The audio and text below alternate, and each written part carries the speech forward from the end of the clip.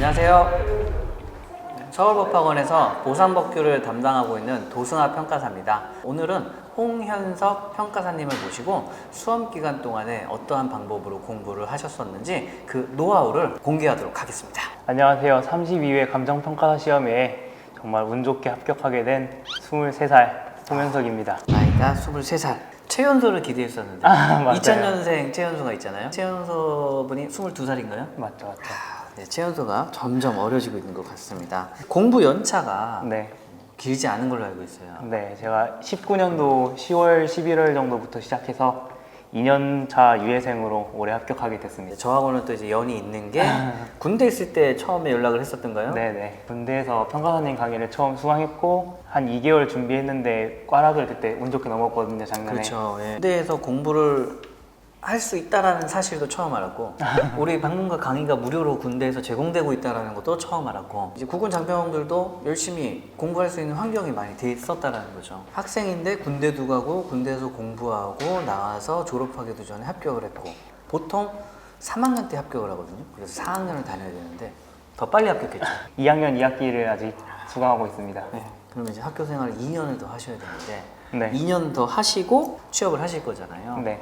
학생 신분에 이제 많은 또 이제 유흥을 또 즐기면서 여가 생활을 하시면서 네. 놀 거 다 놀고 그리고 취업을 해도 25살 정말 부러울 따름입니다. 군대에서 공부를 시작하게 되셨는데 그러면은 자연스럽게 나라사랑 포털이라는 곳에서 저희 강의를 들었기 때문에 법학원을 선택을 하게 되신 건가요? 네, 제가 사실 다른 학원이 어디에 있는데도 잘 몰랐고요. 군대에서 공부했을 때 서울법학원을 들었기 때문에 별다른 선택지가 없었습니다.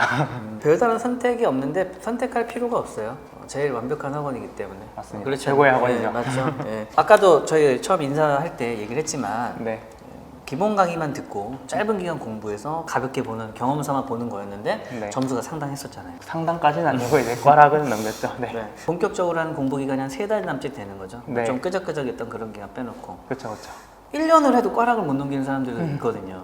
네. 그런데 그럼에도 불구하고 한 3개월 정도 해서 꽈락을 넘겼다라는 건 좀 나름대로 어떤 그 전략적인 통제가 자기 관리가 있었기 때문에 가능한 게 아닌가 네. 생각을 하는데 1차도 그렇고 2차도 그렇고 모두 좀 짜임새 있게 관리를 해줘야 되잖아요. 맞죠. 근데 우리 2차 시험에서 실무 이론 법규를 좀 어떻게 효율적으로 좀 관리를 했었나요? 사실 요즘 추세 자체가 실무가 네. 너무 꽈락률이 높은 추세잖아요. 작년에도 사실 그래왔고 올해도 똑같았기 때문에 저는 실무는 무조건 잡고 들어가야 된다고 생각을 했어요. 그래서 실무에서 전략을 좀 많이 세웠던 것 같아요. 저 같은 경우는 1번이랑 4번에 조금 많이 시간을 투자했었는데 거의 기출문제들을 보면 2번과 3번에 브레타들이 많이 있었거든요. 그래서 대부분 1번 문제는 계산이 많았고 4번은 논점이 쉬웠기 때문에 해당 문제에 전략적으로 시간을 많이 투자하면서 고득점을 노렸어요. 저도 처음 알았는데요. 사실 네. 성급한 일반화할 수도 있긴 하죠. 근데 지금 얘기 들어보니까 그게 맞는 것 같아요. 네. 그런 전략으로 이제 올해 1번에서 70%를 먹고 4번에서도 65%를 맞아서 네. 실무를 방어한 것 같습니다. 공부는 주로 혼자 하셨나요? 아니면 개별 스터디를 좀 많이 활용을 하셨나요?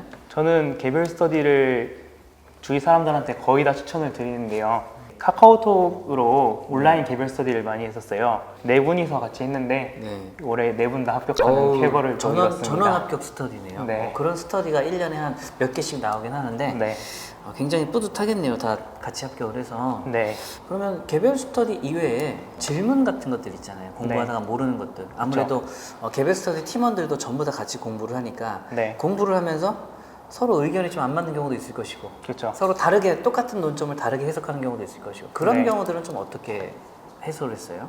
서울법학원 같은 경우에는 네이버 카페가 워낙에 잘 되어 있잖아요. 그렇죠. 예. 평가사님들께서 워낙 속전속결로 답변을 해주시기 때문에 해당 카페에 글을 많이 올렸고요. 전 또 실강을 들었기 때문에 직접 찾아봤죠. 네, 그렇죠. 네. 예. 그게 아무래도 이제 실강의 장점은 모르는 걸 바로바로 물어볼 수 있다는 거. 네, 인강의 장점은 내가 원하는 시간만큼 빨리빨리 듣거나 조금 딜레이 늦게 늦출 수 있다라는 거 이제 그런 장점들이 있죠. 그러면 공부를 할 때 서브 작성은 어떻게 하셨나요? 서브를 정말 많이 만들었어요. 한 3번 정도를 갈아치웠거든요. 제 생각에는 서브 만드는 과정 자체를 공부라고 생각을 했어요. 그렇죠. 기본서를 읽고서 기본서에 있는 키워드를 제 나름대로 저만의 글로 요약한 게 서브잖아요. 근데 해당 내용이 사실상 시험지에서 그대로 쓰인다고 생각을 했어요. 왜냐하면 제가 키워드를 암기하고 그 키워드를 저만의 말로서 답안지에 내는 것이기 때문에 서버하는 것 자체를 상당히 중요시 여겼고요. 그리고 시험 막바지에는 하루에 1회독씩 모든 과목을 했었거든요. 그렇게 기본 서울은 솔직히 불가능한 양이잖아요. 그렇죠. 근데 서브가 있었기 때문에 이제 그동안 머릿속에 꾹꾹 담아왔던 거를 이제 잘 안 넘치게 했던 것 같습니다. 그렇죠. 제 기억으로는 스터디 때에도 굉장히 안정적으로 점수를 받았던 걸로 기억을 하고 있는데 네. 처음부터 쟁점에 대한 기본 이론들을 다 잘 썼었어요. 감사합니다. 그렇기 때문에 네. 많은 분들이 이제 스터디에서 등수가 안 나오거나 점수가 낮으면 스트레스를 많이 받았는데 네. 그런 걱정은 안 했었잖아요. 근데 저도 사실 스터디에 많이 연연을 했었거든요. 그 일정 등수가 있었을 때 그 등수보다 높아지면 기분이 너무 좋았고 그 등수에서 떨어지면 너무 기분이 안 좋아서 그렇죠. 다음 주에는 역전을 해야겠다 이런 생각을 하면서 계속 했던 것 같아요.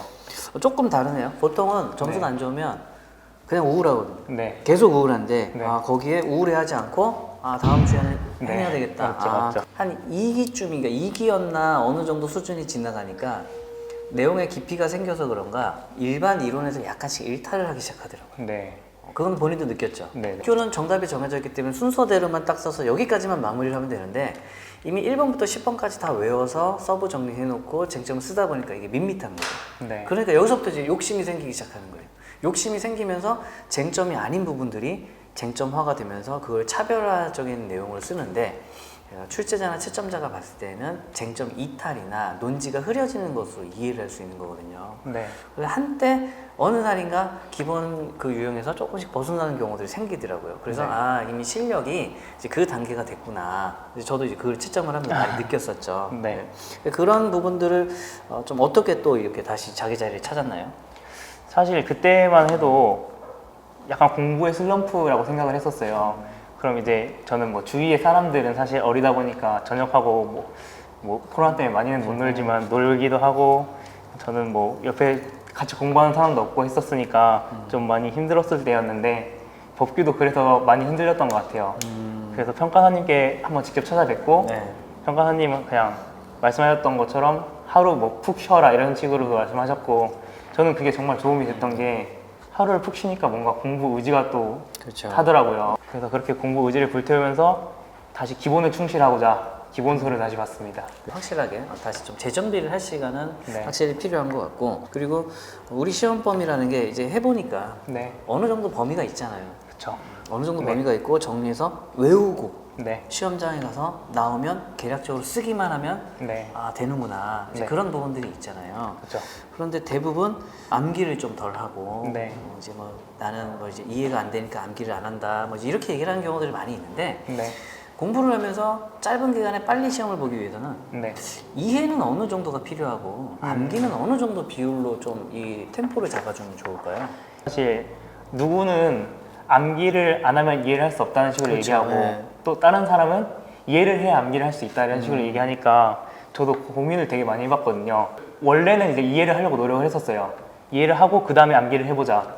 확실히 이해를 하고 암기를 하니까 암기가 좀 더 수월해지긴 하더라고요. 근데 이제 법규 같은 경우에 처음에는 진짜 무슨 소리인지 잘 이해가 안 됐거든요. 전 비전공자였으니까. 그렇죠. 예. 그래서 그때 당시에는 저는 그냥 영단을 외우듯이 외워버렸어요. 통째로. 네. 논점을 외우고서 그거를 저만의 말로써 이제 말해보고 머릿속에서 상기해보고 그러다 보니까 어느 정도 이해가 되더라고요. 근데 이제 그때는 그렇게 또 느꼈는데 지금 와서 생각해보면 암기하면서 제가 계속 입으로 외웠거든요. 그러니까 그 과정에서 이해가 됐을 수도 있고 해서 저는 정확하게는 잘 모르겠습니다. 이게 사람의 이제 성격의 차이인 것 같긴 한데요. 뭐 이해가 먼저냐 암기가 먼저냐 뭐 정답은 없고요. 이해가 먼저든 암기가 먼저든 열심히 하면 뭐 아무거나 다 할 수 있습니다. 그래서 본인이 열심히 하고 난 이해를 먼저 하고 암기했어 이렇게 얘기를 해도 되는 것이고 네, 난 암기하고 이해했는데 뭐 이런 식으로 얘기를 해도 되는 것이죠. 중요한 건 이제 열심히 했냐 안 했냐 네, 그 차이가 되는 것이죠. 그리고 우리 시험이 범위가 좀 많다 보니까 네. 굳이 여기까지만 하면 되는데 그 이상으로 해서 너무 확장시키는 경우도 있단 말이죠. 네. 그럼 우리 시험이 과연 몇 가지 테마만 찍어서 좀 편식을 해서 공부를 해서 붙을 수 있는 시험인지 진득하니 그냥 쭉 해야 되는 시험인지 네. 그건 어떻게 생각을 하세요? 저는 솔직히 다 외웠거든요. 그렇죠. 그리고 다 외우길 추천드려요, 지금도.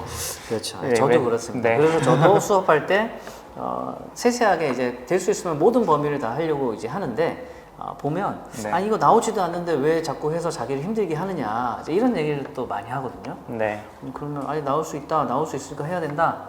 그렇게 해서 했던 게 올해 이제 3-2번 문제, 일부 취소 문제. 네. 그때 어떤 한 분이 막 화를 내셨어요. 왜 이런 문제를 내냐고. 네. 그래서 엄청 저도 이제 좀 난색을 어려웠었는데 결국에는 그 쟁점이 나와서 네. 또 쉽게 좀 잘 썼다라는 또 이제 그런 연락을 또 많이 받았습니다. 네. 결국에는 전범위를 해야 되는 게 맞아요. 맞은 것 같아요. 어떤 문제가 나올지 모르니까 앞으로 뭐 계획은 좀 어떻게 되시는지.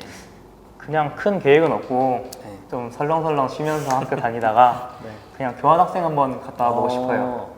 그러면 교환학생이면은 뭐 미국이나 일본이나 뭐 평가사 상호주의잖아요. 1차 시험에서 하기 때문에 네. 서로 간에 이제 그 자격증을 서로 인정을 해주면 이제 그쪽에서도 다 되는 거거든요. 네. 만약 교환학생이 되면 가장 많이 이제 평가 업무와 좀 연관이 있는 게 일본 아니면 이제 영국이에요. 그래서 영국도 괜찮고 일본도 괜찮고 근데 미국에 가면 제가 알기로는 이제 또 미국의 자격증 또 시험도 볼 수 있는 걸로 알고 있기 때문에 네. 교환학생으로 가서 미국에서 자격증을 좀 공부를 하는 것도 네. 굉장히 좀 메리트가 있어 보이겠네요. 또 마지막으로 우리 그 답안지 쓸 때 또 네. 펜에 대해서 많이 관심이 있거든요. 네. 이제 펜은 어떤 거를 좀 쓰셨죠? 네, 제 펜이 정말 유명하지 않은 펜이라서 제가 적어왔거든요. 슈나이더 펜 원 하이브리드 C 0.3이랑 0.5를 썼어요. 그 펜이 이제 인터넷이랑 특정 문구점에서만 판매하는 것 같더라고요. 근데 이제 만년필이랑 조금 비슷한 촉감이라고 들었어요. 부드러운 촉감이었고 제가 손목으로 고생을 좀 했었었는데 손목에 조금 부담이 덜 갔어요, 그게. 네. 볼펜은 그냥 쭉 흘러가지만 만년필은 이 그 볼이 굴러가면서 종이의 그 질감을 사각사각 느껴지는 이제 그런 부분들이 있어서 네. 이게 좀 쓰는 맛이 있죠. 그래서 많이 선호를 했는데 굉장히 실용성을 강조했네요. 네, 대신에 이게 펜이 리필되는 펜이 아니라 잉크펜 같은 거더라고요. 자, 이렇게 우리 홍현석 평가사님 모시고 좀 다양한 얘기를 많이 나눠봤습니다. 홍현석 평가사님이 얘기했던 것 중에서 이제 수험 기간을 굉장히 효율적으로 쓸 수 있는 것들은 암기와 이해 둘 중에서 본인의 적성에 맞는 것을 먼저 집중적으로 하고 서브 작성도 열심히 해서 좀 슬럼프를 최대한 짧게 해결을 하시고 모르는 것들은 바로바로 물어보면서 네. 시간 관리를 한다면 가장 수험에 적합한 방법이 아닌가 네. 그런 이제 얘기를 많이 해주셨는데요. 앞으로 이제 2년 학교 생활 또 잘 마무리하시고 감사합니다. 원하시는 바를 또 다 이루시고 더 나아가서 이제 발전하는 그런 좋은 평가사님이 되시길 좀 기원 드리겠습니다. 마무리로 저희 뭐 화이팅 한번 하고 인사하고 끝낼까요? 네. 세상에 모든 평가사 화이팅!